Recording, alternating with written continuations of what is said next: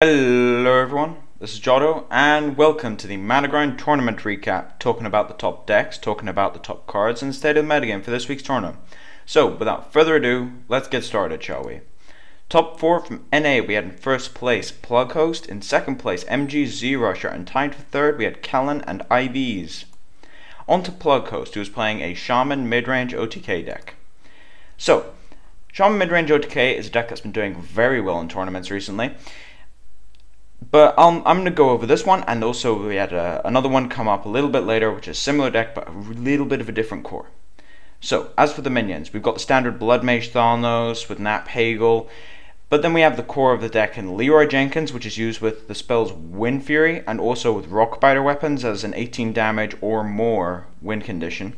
We also have Karen Bloodhoof to lock down the mid game, along with Faceless Manipulator to really replicate some of that big stuff just before you hex it. We also had 2 Azure Drakes to provide draw power towards the mid to late game and also a bit of spell damage. Defender of Argus really buffs up some of the smaller stuff, including the totems, which it gets from the hero power. Some of those totems are really powerful if they stick around, especially the spell power one. Then we had Mana Tide Totem for some extra draw power. Fire Elementals being one of the best Shaman cards in the game. Very difficult to skip on them. It's just a 2-for-1 on a stick. Lightning Bolt on a creature. We also have Flame Tongue Totem to really synergize with the hero power and also to provide another outlet to Leroy Jenkins. Now, I skipped over Stampeding Kodo, and I'm going to come to that last because I think it's one of the most interesting things about this entire deck. As for the spells, we had Ancestral Spirit, which is a very underestimated Shaman spell. The main targets for Ancestral Spirit in this deck are Karen Bloodhoof, because Karen then comes back with his Death Rattle.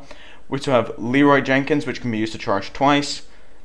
Things like Blood Mage Thanos to cycle an extra card, or just something large, like if you Faceless Manipulate or something, you want to keep that alive, or Fire Elemental can get really scary if it just comes straight back.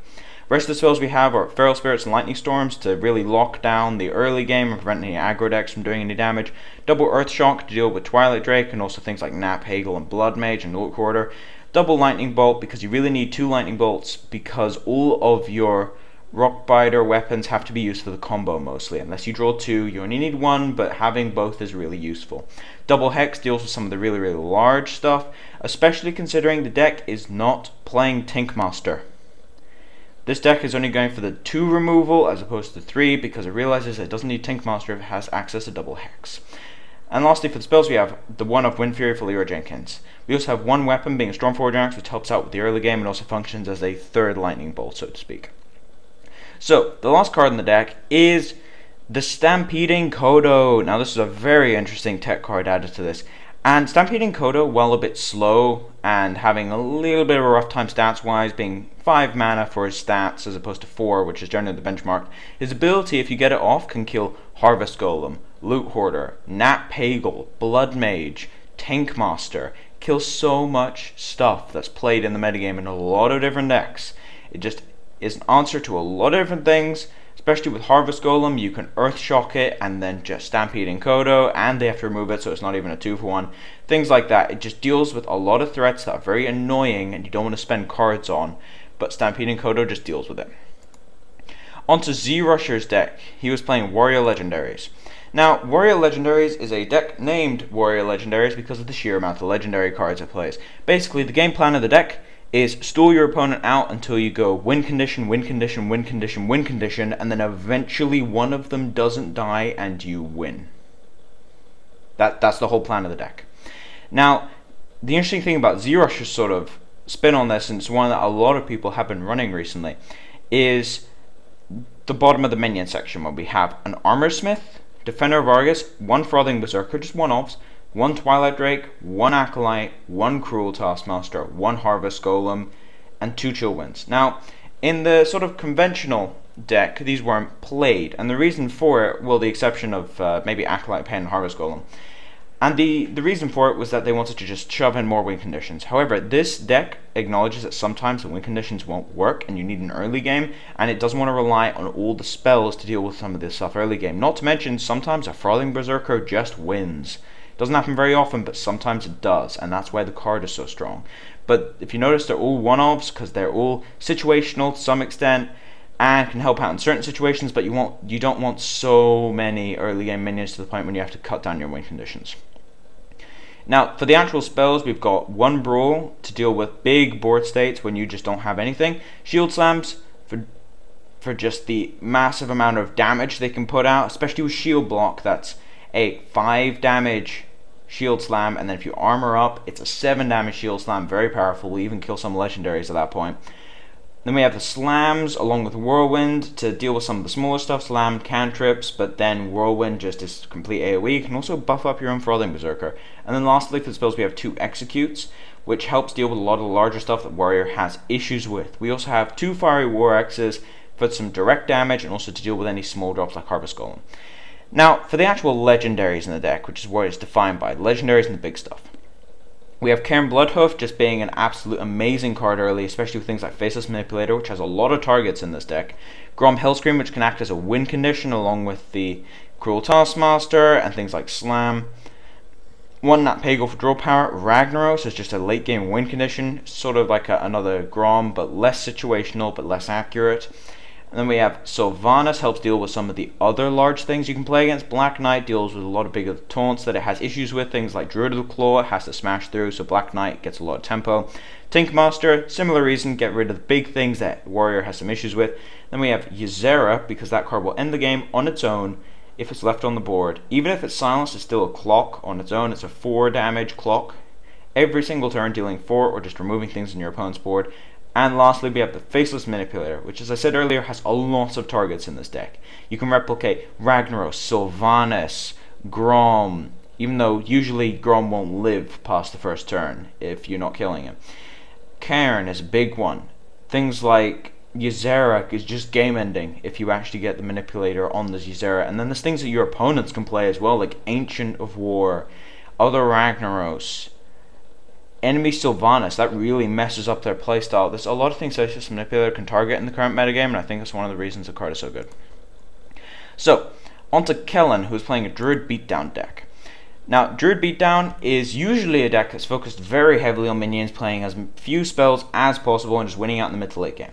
However, if we look at the actual spells, we have the standard Force of Nature, Wrath, Savage Roar, Swipes, and Innervate. This is all standard. However, this is playing a Claw, which some decks do play, and a Power of the Wild, a card which no one has seen in Constructed for months.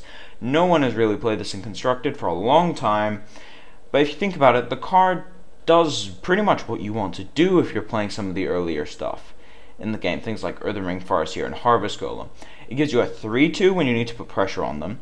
It gives you a buff on everything to let you trade with things, and you can even play it with things like Gadgetzan Auctioneer, even though this particular deck didn't. You can even play it with things like Gadgetzan Auctioneer just to get a minion that cantrips. There's a lot of different things you can do with Power of the Wild. It's a very unexplored card, but I think the actual card is decent. It's just a little bit sketchy in places, but I think it's definitely worth testing with. As for the actual minions, we have the standard Blood Mage Thalnos with Nat Pagal and Ragnaros and Tinkmaster. This is all pretty standard for Druid Beatdown decks. Cenarius has been played a lot recently because it's not a big game hunter target and still has a lot of value through the treants and the buffs. And then we also have things like Ancient of War for sheer draw power. Faceless Manipulator, as I said in the last deck, targets a lot of things in the current metagame. Azure Drakes for mid-game duel, Keeper of the Grove, so the sheer versatility and also able to deal with a lot of things like Sylvanas and Cairn. Druid of the Claw because they're just so difficult to remove. Earthen Ring Farseer has 2 uses. 1, it can heal you up against certain decks, and 2, it can really handle some of these big minion trading just by healing your things in between combats. Then we have the 1 Spellbreaker because 3 silences allows you to spend some of them on smaller things, like a Nat Pagal for example. And then we also have the 2 Chillman Deities because Chillman Deities just don't tend to trade with any other 4-drops. They just kill multiple 4-drops and they're very powerful. Now, for the last deck from NA, we have IV, who is also playing a Shaman Midrange OTK deck. Now, in this case, I'm going to talk about the techs from this particular deck as opposed to the entire deck itself. And I'll do this for all the other repeated archetypes, just talk about the different cards that they played as opposed to the entire archetype again.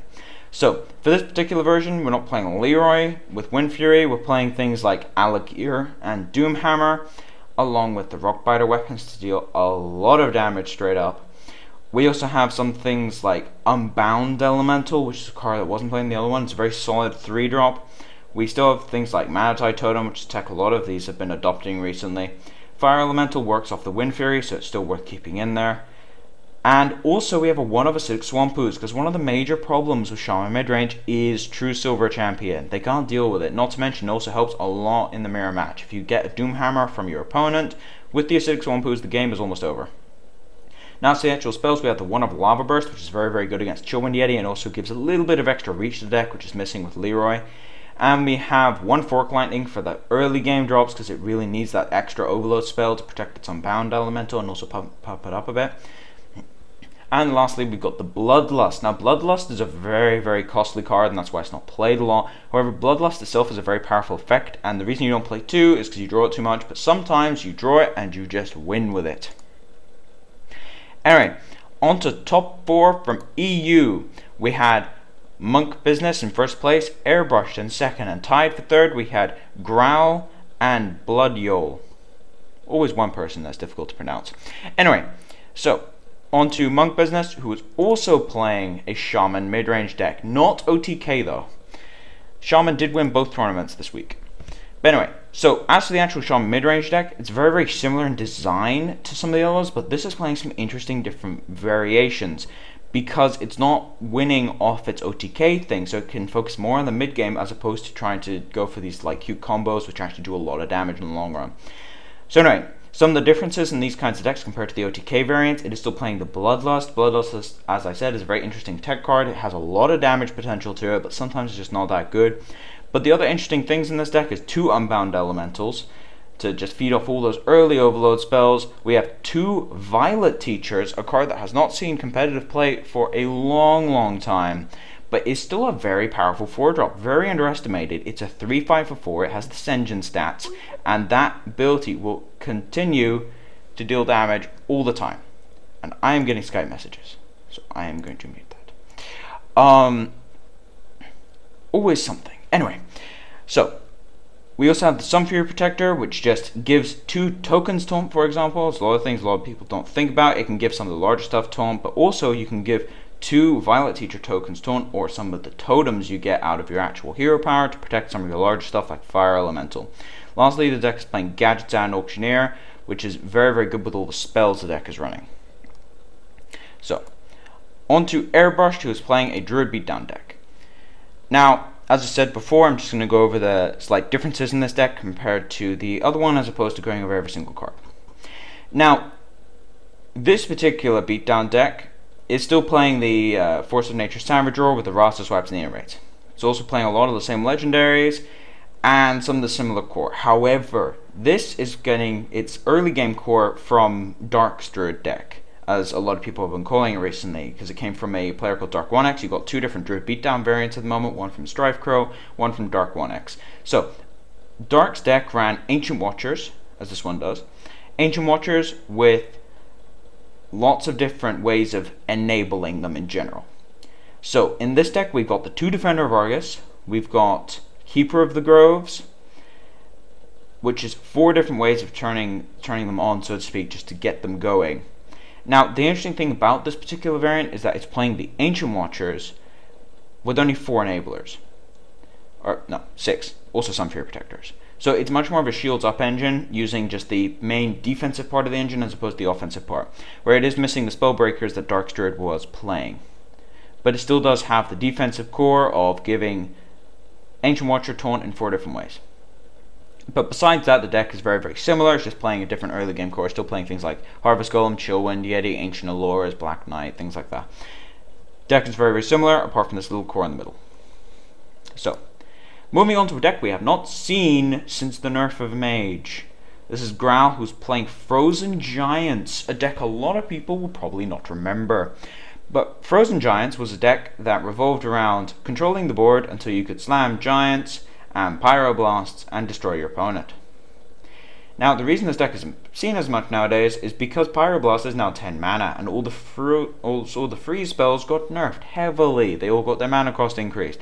But anyway, for the actual minions, the deck is very, very minion-like, because it has so many control spells and win conditions in that way, so all of the minions are essentially designed to either control the board or win the game. Alexstrasza helps a lot with Pyroblast, because you need 1 Pyroblast, 1 Fireball to win. Bloodmage Thalnos cantrips through the deck. Doomsayer is a very weird card for a lot of people, but if you think about it, if you go Doomsayer and then you go say Cone of Cold, you can just freeze most of his board and then destroy all of it. You can also go Frost Nova or Blizzard and do exactly the same thing, and it's just an incredible board wipe. Basically a Twisting Nether over 2 cards. And then we also have the 4 giants, the full 4 giants, to just get them out as soon as possible and as often as possible. Give your opponent something they have to deal with or they will lose. And lastly, the 2 loot hoarders just to counter through the deck. The actual spells is the interesting thing about this deck. We've got the full freeze, we have 2 blizzards, 2 Cone of Colds, 2 Frost Novas, 2 Frost Bolts, all the freeze. We also even have some of the defensive secrets in Ice Barrier and Ice Block. Ice Barrier is very useful against some of the aggro hunters. Ice Block is the most notable one though, because it just lets them stall out for their Pyroblast. Even more essential now that Pyroblast is 10 mana. Now we also have Flame Strike, which is a secondary board wipe on top of the Doomsayer. Arcane Intellect to dig into your Pyroblast because you really need them. Fireballs help with the burst damage, especially with Alexstrasza. And lastly, 2 Polymorphs to deal with anything large like Ragnaros, which will just fight through your ice blocks and slowly kill you. So you really need to deal with those threats. Now, onto the last deck. From Bloodyole, it's another Druid Beatdown deck. Now, this particular Druid Beatdown deck is much more of a Strifecrow variant as opposed to a Dark 1X variant. Although this one is very close to being called Druid Legendaries, because there's a lot of different Legendaries in this particular deck. It's playing the full suite of Legendaries, not just sort of picking certain ones, it's playing all of them that it can. So the spells, still the core spells, with the addition of Claws. Now, Claw is a card that sees some play. It doesn't see play in all of these decks, it plays in some of them. Claw, a lot of people don't like it because it only has one sort of use, but a lot of people do like it because it's direct damage and can be used to heal yourself up a bit, and is also more mana efficient than Wrath in most situations. So Claw has its upsides and its downsides, definitely something to sort of worth testing with. Now, for the actual minions of the deck, we have the full suite of legendaries. We still have the standard Blood Mage, Cairn, Cenarius, Natpago, Ragnaros, but this is also playing Ysera on top of the Cenarius, which for a lot of people is very slow, but in this case it does actually work because a lot of people have been dropping some of their late game removal and just holding their Tinkmaster for that last big thing. So usually the Tinkmaster will be used in a Ragnaros or a Cenarius, or with the first big legendary will wipe their board because they trade into it, and the Ysera will live through that hard removal. Also works the other way around depending on which way you want to draw. The other thing is Shamans. As I showed earlier, some of them are not playing Tinkmaster, which means they only have 2 hexes to deal with their big threats. So they have to hex the Ragnaros, probably the Sylvanas. There's lots of things they have to hex. They have to hex Cairn, Ragnaros, Sylvanas, Ysera, Cenarius. There's a lot of hex targets in this actual deck, so it has a much better matchup against Shamans. Now we also have the standard Ancient Lords, Azure Drakes. We have Defender of Argus to hold off some of the early game aggro. Druid of the Claws, Earthring Farseer is the tech that really heals yourself back up, especially against Hunters, and the Chillwind Yetis and Harvest Golems for early game trading. So, this week we had an interesting metagame shift. It's really shifting towards Shaman, still on Druid, but shifting more towards Shaman. Shaman's been very successful. We also had a Mage return, even though Mage is considered by a lot of people to be one of the worst classes in the game. We had a Mage come up in a top 4 for the first time in ages.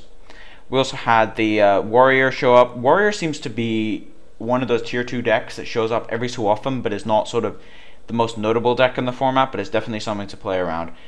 I think that the metagame at the moment is fairly healthy. We do still have the big dominant decks like Shaman and Druid. However, there's a lot of tier 2 decks that you can actually play. Like there was a Paladin deck last week, we had a Priest, Mage now, Warrior coming up every so often, Hunter is still a decent force in the metagame. It's a very interesting metagame to be part of, and I think it's one that a lot more people are going to be testing with and seeing if they can actually so-called break the metagame. But anyway, thank you all for watching. If you like the content, please subscribe. If you have any feedback, put it in the comment section below. If you want to come talk to me at any point, just come on Teamspeak. I'll put the address in the description below. But as for now, this has been Jotto, signing off.